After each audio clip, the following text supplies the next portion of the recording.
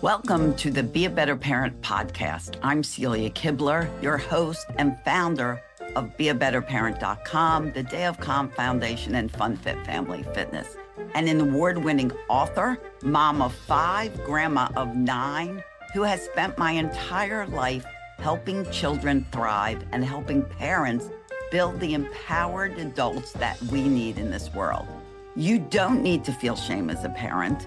You need to feel empowered and prepared. And that's exactly what this podcast is here to do.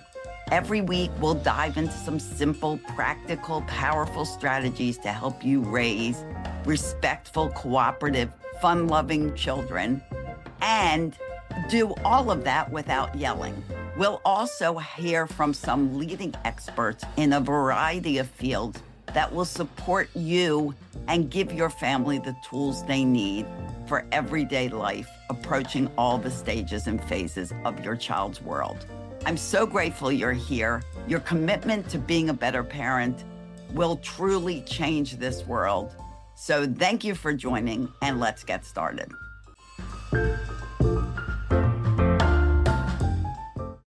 Hi, everyone, and welcome to another episode of the Be a Better Parent podcast. We are talking about college, higher learning, going farther in life, learning what you need to know to do what you want to do.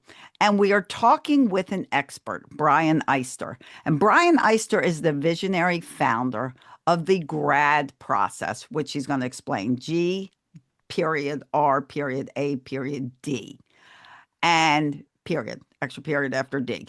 It's a groundbreaking system created to help families navigate the challenge of paying for their children's college education, which can often be very overwhelming. And the process allows you to do this, and you learn how to do this without sacrificing your life, your retirement, all those things. And so we may dispel a few myths. We may change the way you think, hopefully. And all of that is going to teach you what you need to know if this is the road you're traveling down now or soon to travel down. If you have kids, soon. So, Brian, thank you very much for being here. I'm excited to get started with this conversation. My pleasure.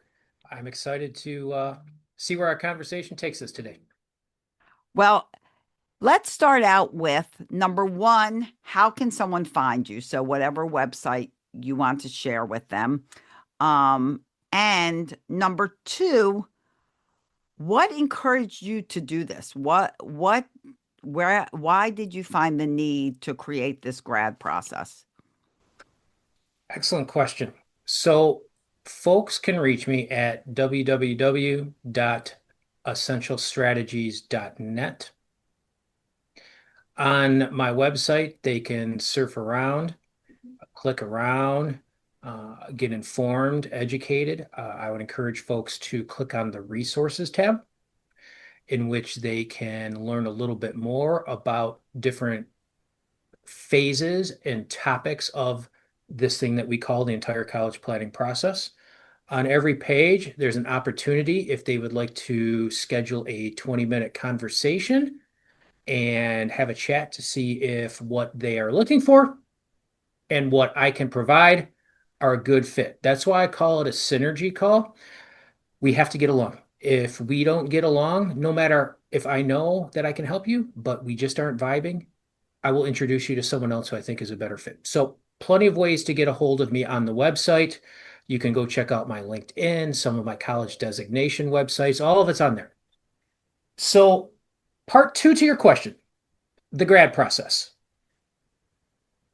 I love talking about this because it started with a very close friend of mine who I have had the chance to coach baseball and softball with through the years. He's still active. I am not. And one day we just got chatting. This would have been around 2018, 2019. Got chatting about anything and everything except baseball or softball. We were talking about cast iron skillet recipes. barbecuing with an offset smoker, swapping recipes, that kind of thing. Somehow, the topic of college came up. He knew that I was a financial advisor, financial planner by trade. Um, and something came up in terms of a question, and it was like opening up the dams. And because we are so close, and I'm not interested in trying to get him as a client, he knows that I would help him out. But it was a conversation like you and I are having. I'm like, holy cow, Sean, you don't understand how dot, dot, dot, dot.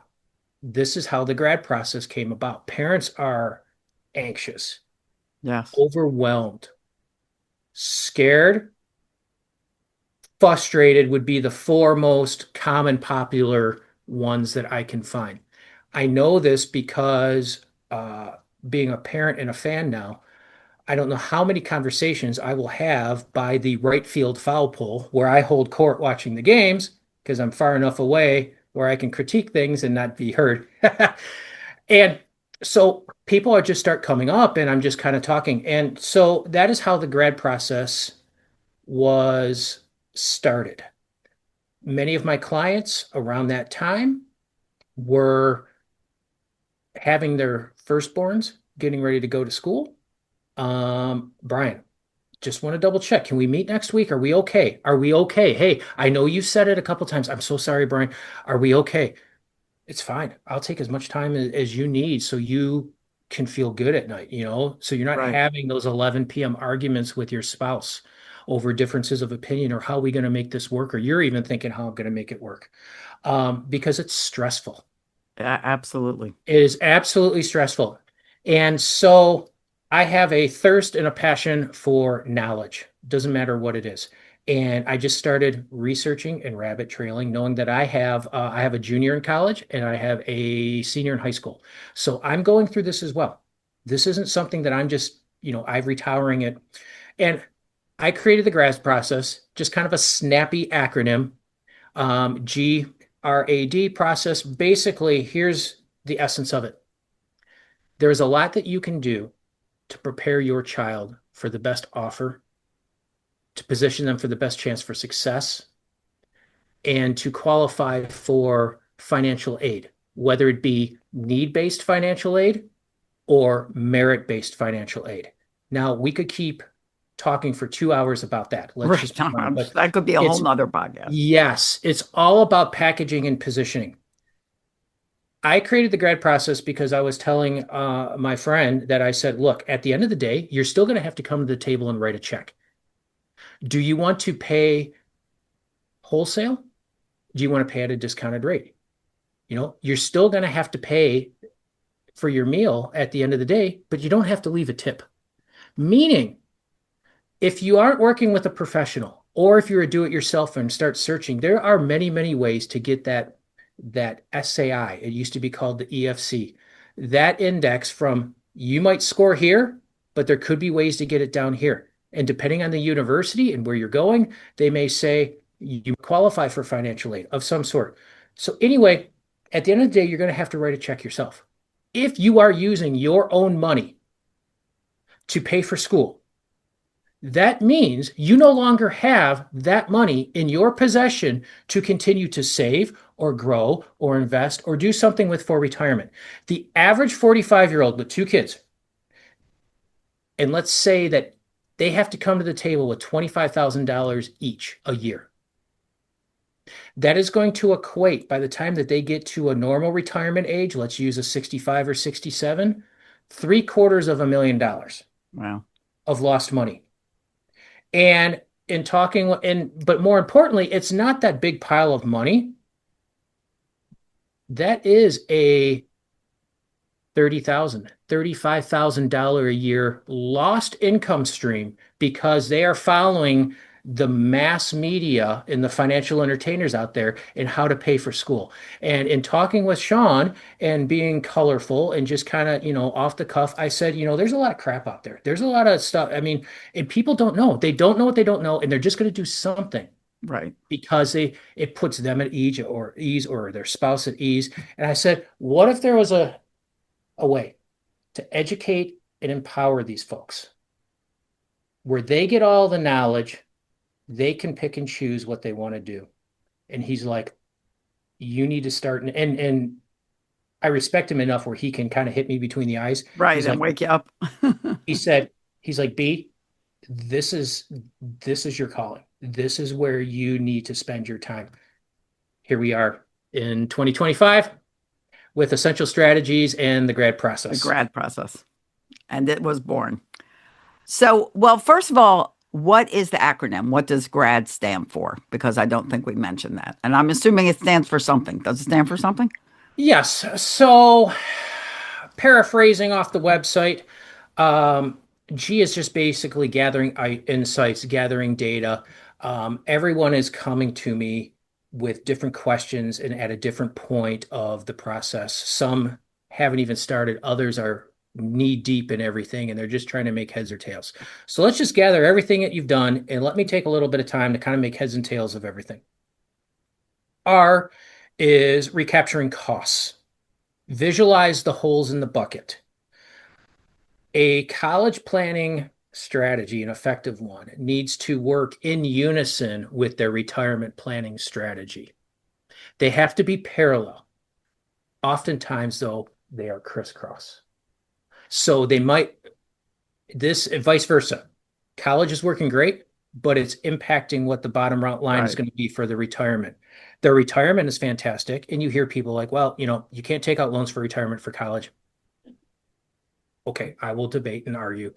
And so there's conflicting. So what I'm looking to do is I'm looking to help these folks identify areas where they are losing money unknowingly, unnecessarily.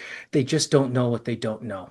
Right. And it involves looking at a couple of components, their income or incomes, their assets, their cash flow, which is number one, the most important thing. And also, let's spend a little bit of time to see what parts of the US tax code you can participate in ethically, legally, and morally. The general audience is unaware that you can use, believe it or not, you can make the IRS a teammate of yours. Yeah, they will tell you inside if you just spend some time. And that's what I like to do is reading the details. So that's R, is recapturing the costs and the inefficiencies and the money losing. And then A is achieving the desired result. The phrase that I have on my website is if someone is chatting with me in an elevator, just trying to be nice, and I hate it. Hey, what do you do? Because I don't. I love to chat, but the old hey, what do you do? There's people I've known on the ball diamond after 10 years that they don't know what I do because I want to talk ball. I don't want to talk shop. Right. And I will say I help parents pay for the kids' college education and get a pay raise for retirement. Wait, huh? Can you say How that do you again? do that? Right. Does that Yeah. go hand And in hand? I said, okay, let me, what, let's try it a different way. You're writing some checks to the universities, guaranteed never to get that back in your possession. What if you can pay for your kids' school? And what if you can recapture that cost? So you have that money to work for you for retirement. Right. Huh? Yeah. You know what? Look, my daughter's on deck. We're down by one. I'm focusing on her hitting right now. You know what? Go on my website and book a time. So A is achieving what we talk about. What is possible? What is achievable? And then D is direct monitoring, which is this is not a one and done scenario. This is something that um, at a minimum needs to be evaluated twice a year. I prefer 4 times a year because let me use my daughter, my oldest daughter, as an example. We started out, she was going to one university in the fall of 2022. Great. Handle that semester, handles it. Fast forward to sophomore year of 2024. It was very clear and apparent that that university and her are no longer going to be a good fit. And so we had to do a hard reset and start over. She's at a different university after about a year and a half time off. So if I'm sitting down with someone today and we're developing the strategy, it's really only for freshman year. Right. You never It know. could. You don't. You absolutely do not know. In this world today, everything can change. Yep. And so the direct monitoring is important. It's not a set it or forget it. This is not a Thanksgiving turkey. We need to make sure, and also family situations changes. Right. That's You true. know, think Yeah. of COVID.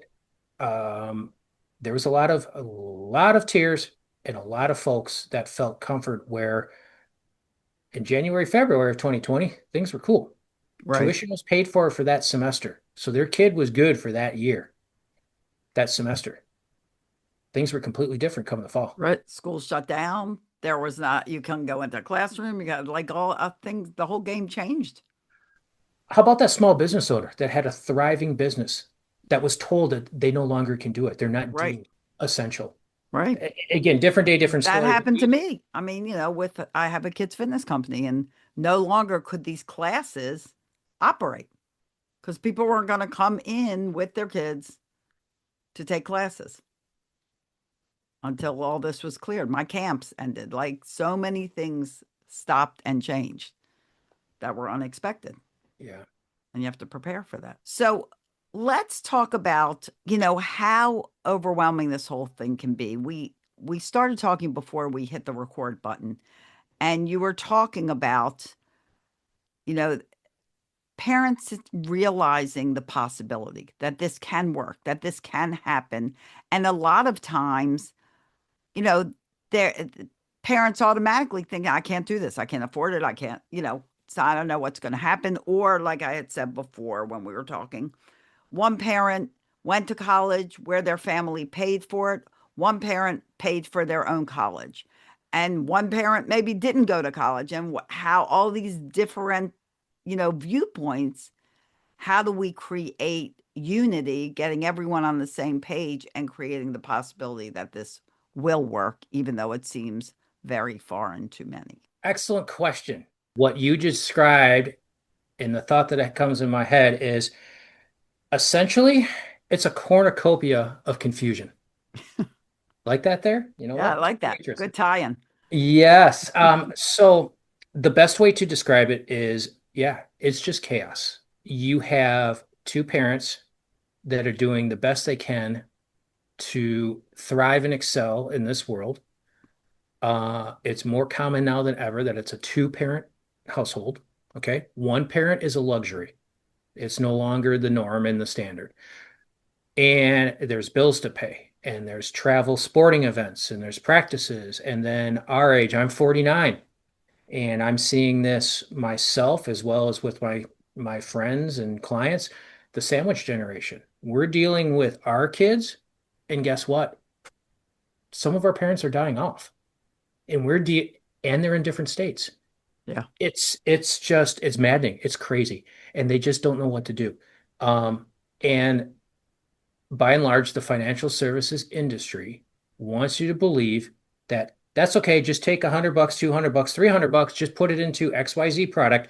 I'm not going to talk product with you on there. I want to talk concepts and strategies. Is that there's an overemphasis on putting the product first and not talking about any sort of strategy or how it relates to their particular world.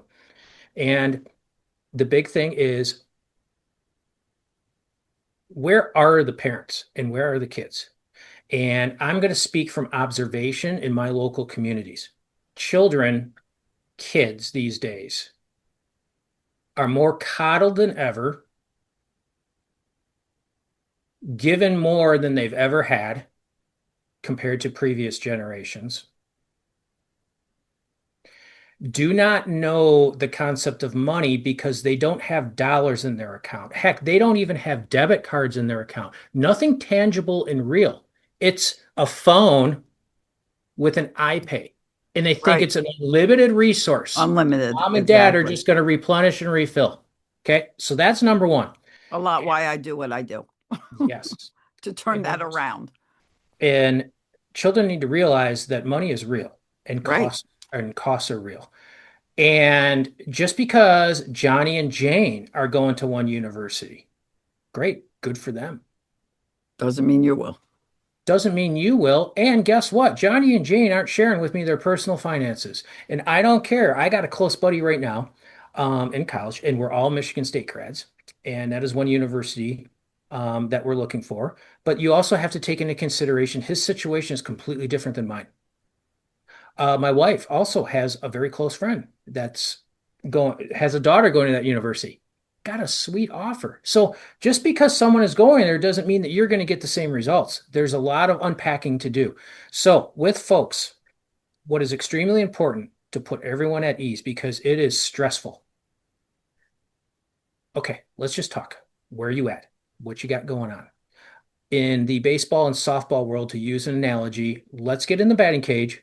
Let's put you on a tee and let's take a look at your swing here. Okay, let's see what we got working with. And let me take a look.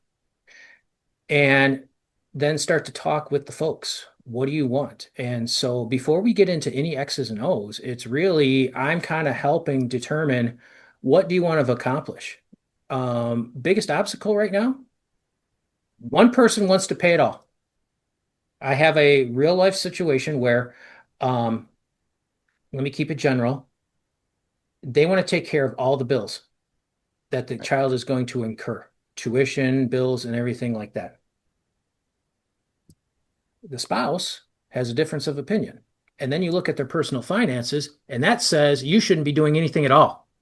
Right. So how do we take three different viewpoints and work it all together? So really it's a lot of this because I'm not coming in with any preconceived ideas or notions. You know, John, Jane Doe, where are you? What do you want to accomplish? And let's start to peel it back. Now let's also look at what kind of student are they? Are you aware that different universities offer different financial aid packages? Do you know how to look? Has anyone provided you with the tools and resources to empower you if you want to start doing this on your own? To start looking, and how do you create a college list? How do you create an essay? What is the Common App? What are the rules for FAFSA? How is it different than CSS? They aren't given this info. So it's a very slow process, and let's look at it. And let's start from there. I also encourage people, this goes often overlooked. The most successful baseball and softball hitters spend the most amount of time in the batting cage. You aren't just going to grab a bat and show up and produce.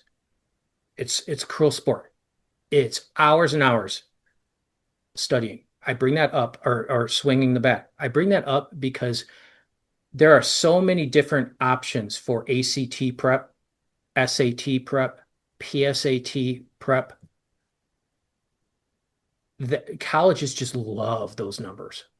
I don't know why. It's probably stats so they can peacock and boast that we got better kids and numbers.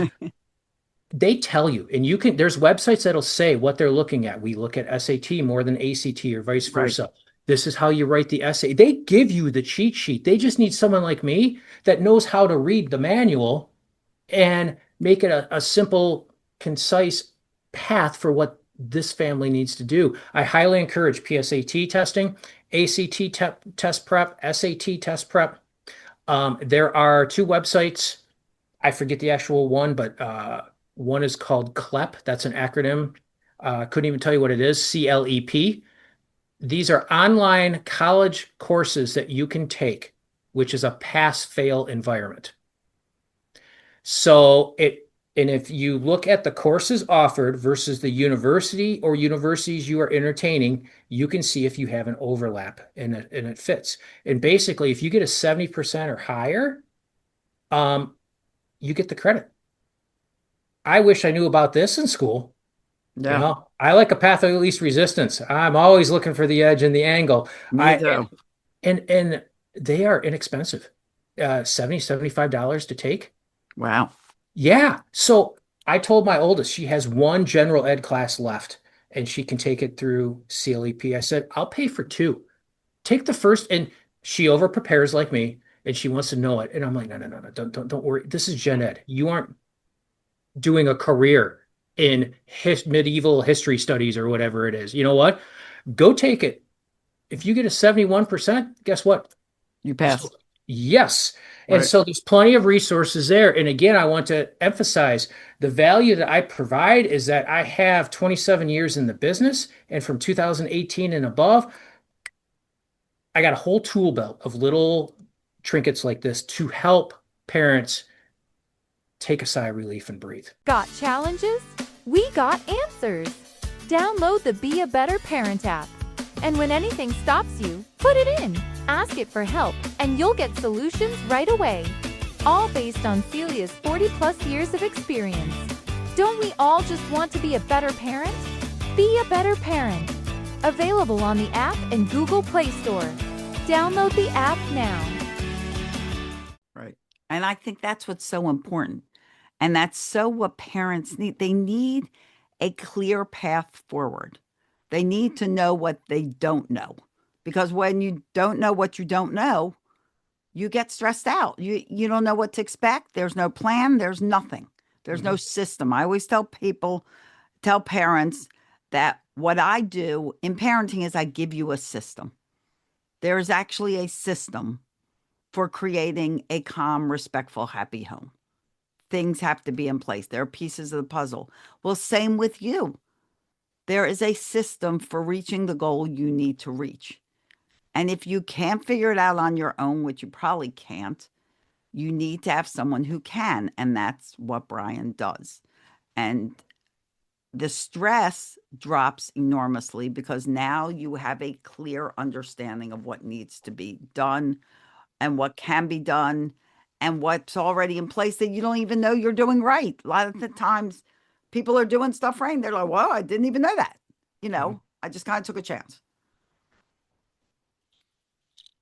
So part of what you said was that, I didn't even think of until you said it, is in creating this unity, you have one parent that believes one thing, one parent that believes another thing, and their financial situation that tells another thing. And I think that was so important because we all have dreams, we all have goals, we all want to hit these dreams and goals. And yet, especially with finances, maybe you haven't, and maybe you're not set up to get there. So if you have somebody that says wants to pay for their kids' education, and yet they use pretty much all their money and live paycheck to paycheck, how do you help someone like that? Do you budget? Do you reconstruct? How are you able to get that person reaching the goal that they want to reach for whatever they want to do with college?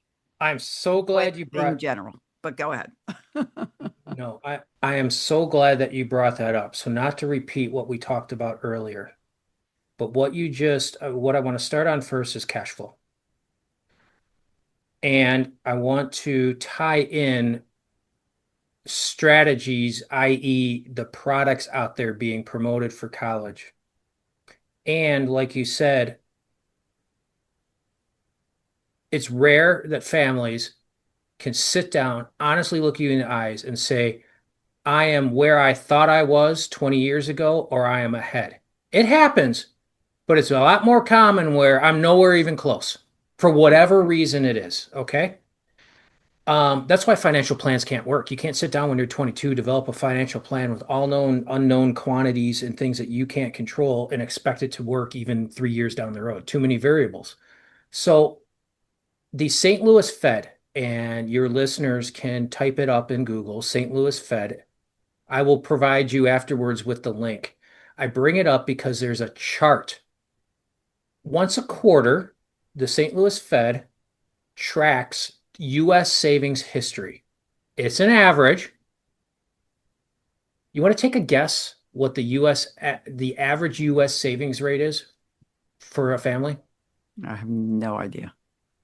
The rate of interest or how much they save? Okay, so take income. How much of their income are they saving? So let's just use 100 grand because it's a round number and we can do the math.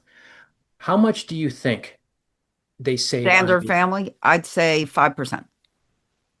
You're right there. I think it's like 4.8, 4.7. You're right there. Okay. So think about this. The average savings rate is 5%.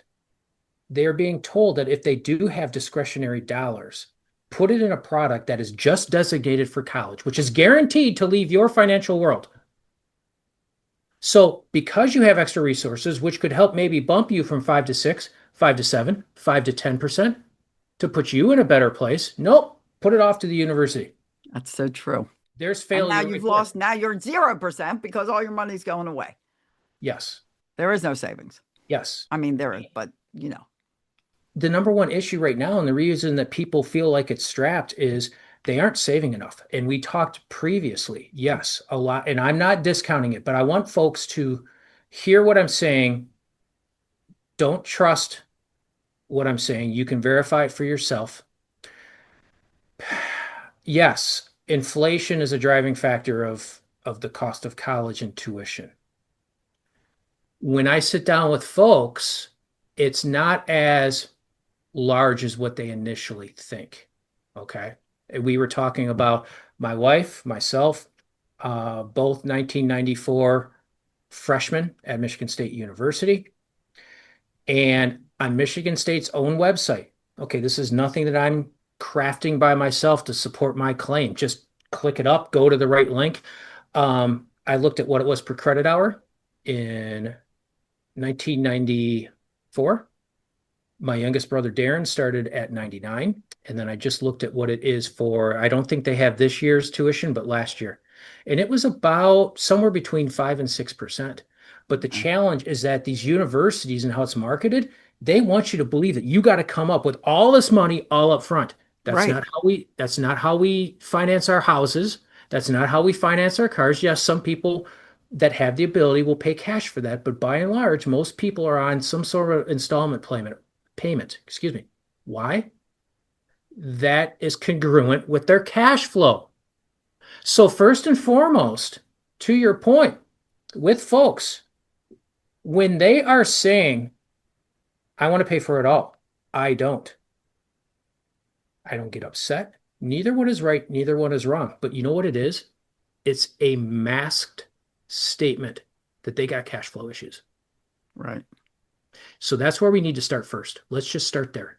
And there's plenty of tools and resources that I have. You can go into my resource tab. There's a link called Currents. It's an online app that helps you go from unconscious spending to unconscious savings without tightening your belt, without going to Golden Corral at lunch and staying over for the dinner shift and getting a second meal for 2 for 1. Right. I laugh because my folks are retired in Florida and have done that quite often. Oh my gosh. My folks, may they rest in peace, because they're both not here. Yes. But they had the same birthday. They were both born March 14th. So when there would be like a lot of buffets that would give you a free birthday meal, my father would always take my mother to those places, and they could get 2 free meals. And my mother would be like, this is our birthday. I get it. Getting 2 free meals. I get it. So to wrap up succinctly, we got to have a cash flow conversation. We have to look at all the available resources that are available in terms of grants, need-based financial aid, merit-based financial aid, highly encouraging the CLEP, some of these like pass or fail courses to help offset the cost. And then the key is when it's time to talk product, other people's money. You have to use other people's money. Then the general response, which they have been trained to say because they're being gaslit by the industry, is, but if I'm using other people's money, there's a cost, there's an interest rate. Yes, but there's also a thing. I'm a finance major. I had several economics classes. There's a thing called arbitrage. If you are earning at a rate higher than you're borrowing, and if we know that the savings rate is 5%, so we're not saving enough, okay, even if we just hold on to the money that you're able to save and not write a check to the university and get said rate of return, which is higher than what it's costing you, you will end up in a better position. Mm-hmm. I can prove it 6 ways to Sunday. And because I'm not hoping and praying that my strategies work with clients. I'm stress testing them. I'm doing them myself. And it's like attorneys, never ask a question you don't know the answer to. Right. And so we want to hold on to your money. So, okay, if you give up a little bit of interest, you still have that dollar working for you in your 40s and 50s and 60s and 70s. Right. And the important thing is that, again, that parent people realize that they're working with someone that has expertise in this area. And it's hard for money is a hard topic. It's a hard thing. I deal with a lot of relationships. I don't just, work with parents. I work with married couples and things like that on their relationship. And money is always an issue, always comes up. And people are ashamed of it. People have, mindsets about it from their childhoods. And, it goes on for generations. And the only way you're going to have a sensible look at what you need or what you should be doing with it is talking to someone that does not have an emotional bond to that money, to the two of you, and has expertise. Like anyone, like families that come to me, that's what you have to do. Where that you can take that emotion away from the money and just learn how you can make the money work for you. You're absolutely correct. It's extremely important, like in your line of work also. Um, how often are you having that conversation of the parents and the child has one expectation, the parents are like, that's not the case, and then the child is just going to, they're all used to everyone saying yes and being coddled to. Um, and then the child just goes crazy and blows up, and then typically what will happen with the spouses I've seen is one's a we'll keep it clean, but one is very stern, kind of a red Right? blank. Okay. And the other one's the softie, Right. And that you know. happens all the time. And you mentioned expectations. And half the problem in parenting is nobody sets expectations for their kids.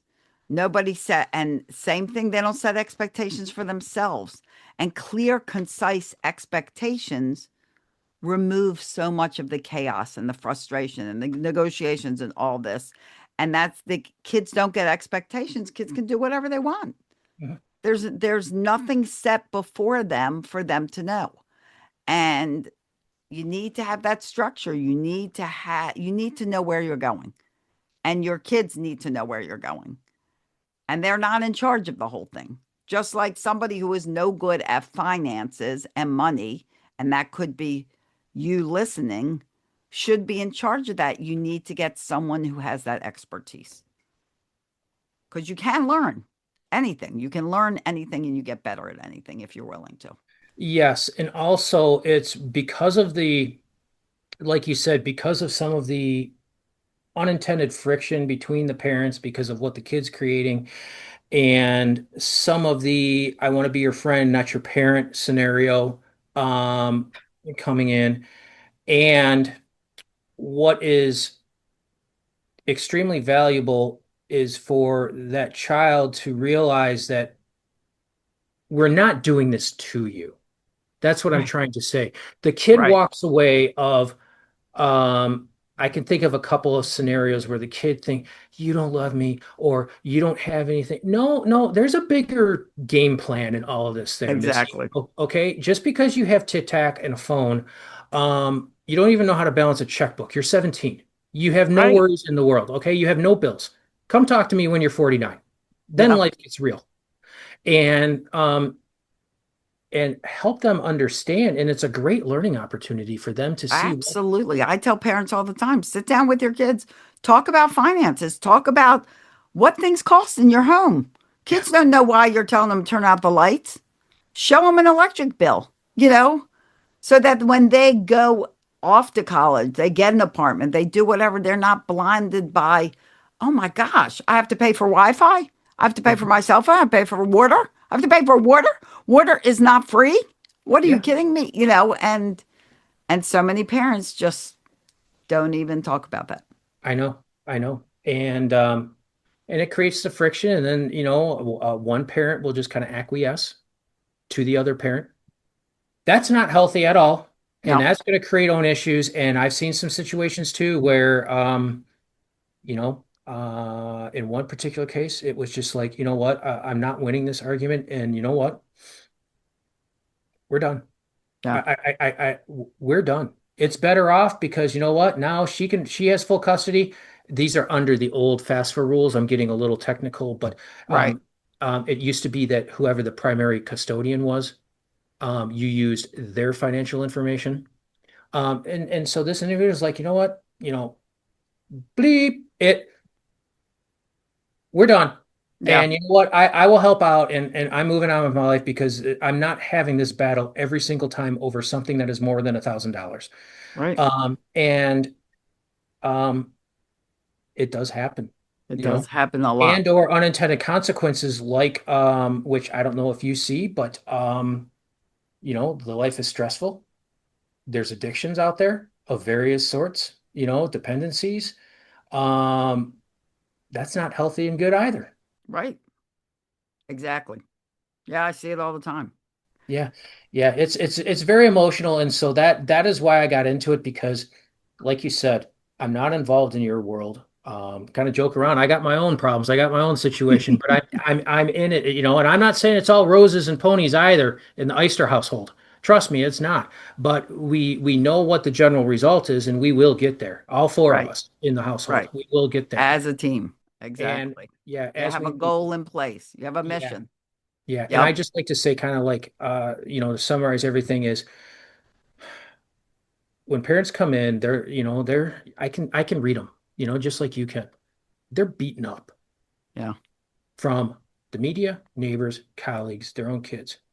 And I like to, being a coach, being an athlete, being uber competitive. I don't like to, who's fighting for you, mom and dad? Who's fighting for you? Universities? There's three things. They're going to lowball your offer. It's a business to them. Right. You know, Exactly. what is the least amount that I can give that child or that family where they are carroted or enticed? Um, you got to know you can actually appeal it. Okay. You can use one university against the other. Who's fighting for you? Let me fight for you. I'm applying for the job. Okay. If you're hiring me, it's not about selling a product first. You're gonna hire me, and guess what? You're getting all of me 24/7, 365. And I'm going to make sure that you get the best position, the best offer, so you can go take care of whatever it else is that's going on in your world with your children or with your parents or whatever. You go handle that. And take this off your plate. Well, Yes. Brian, I'm grateful that you're out there helping parents because I know this is another part of life that's stressful. I mean, I raised 5 children. 2 of them went to college. The rest of them went to trade schools. And, same thing. It's all stressful. And all of this was done at a time when everybody was remarried to different people. So the primary parents had to deal with, what you were talking about. But Mhm. anyway, it all went well and they're all grown up and they've all have successful careers and gratefully it all turned out fabulous. But get someone like Brian in your corner because why wouldn't you? Would you want to deal with the stress? Stress is a killer. And if you can figure out a way to alleviate your stress, do it. And Brian, if this is your world, you're thinking about college, how to save the college, how to retire, how to do it without whatever maybe you're doing now that you feel is not right, or maybe you feel like it's right and you just want to make sure it's going even better, reach out to Brian at essentialstrategies.net. That's where he is. That's where all his resources are. Check it out. No obligation. Go check it out. And then if you're like, yes, this is the guy for me, then book a call with them. Share it with your friends. Your friends are going through stuff too. Everybody is.